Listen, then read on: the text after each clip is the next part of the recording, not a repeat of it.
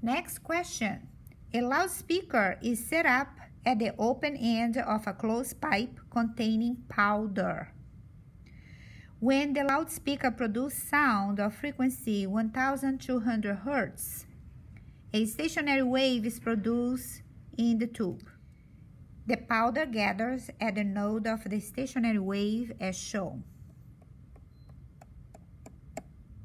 The speed of sound in the air is 336 meters per second.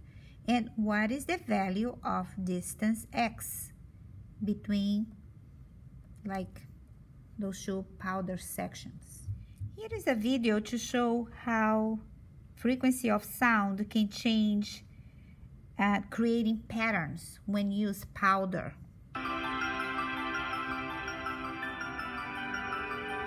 Change the frequency, and these are kind of grains for the frequency of 345 Hz.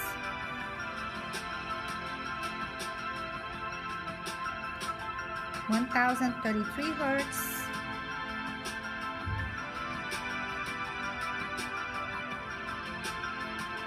1820 Hz.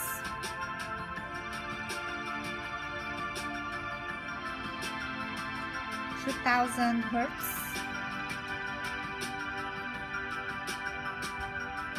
And it's getting more complex as the frequency going higher.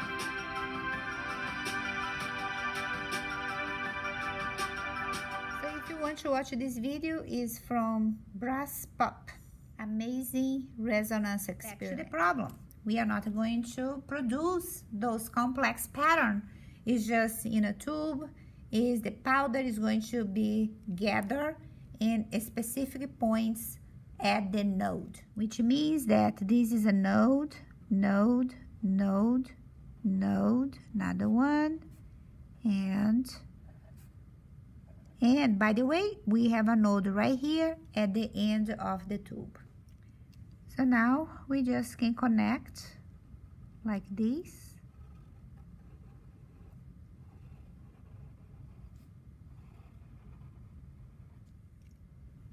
And the reflected wave. Reflecting, reflecting. And at the opening of the pipe, there is a antinode right here. Now it's safe to say that X is the length of 1, 2, 3 half of a wavelength. So X is half of a wavelength plus half of a wavelength plus half of a wavelength, which is equal to 3/2 of a wavelength. We cannot solve X because we don't know the value of the wavelength, but we know the frequency of this wave, and we know the speed of this wave in the air, which is 336 meters per second. Then we can use the speed of a wave formula, which is the wavelength times frequency. Rearrange for the wavelength is the speed over frequency. The speed is 336 meters per second, and the frequency is 1200 Hz, and Hertz is 1/2. So we can cancel the seconds, and the unit that is left is just meter.